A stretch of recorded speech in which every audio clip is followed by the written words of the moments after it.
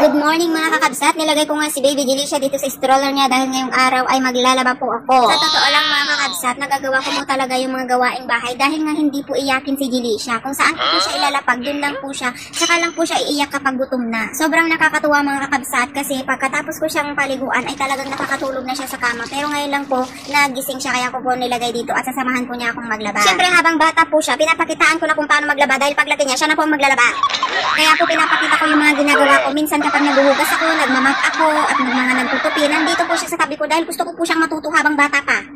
Ayan, paglaki po niya, alam na po niya yung gagawin niya. Siya na po yung gagawa sa mga ginagawa ko at ako na po yung mag-aaral. Siya na rin po yung maghahanap ng trabaho para meron siyang ibibigay na baon ko. No, mamati kayo. Siyempre, haan. Wala lang po talagang ibang mag-aalaga sa kanya kung hindi lang po ako na ina niya tsaka lang po maaalagaan ng ama niya kapag day off niya. Yan lang naman ang gusto kong sabihin sa inyo mga kakabsat. Kung saan ako nagagawa ng mga gawaing bahay, nandun ang anak ko kasi wala pong ibang mag-aalaga kung di ako po.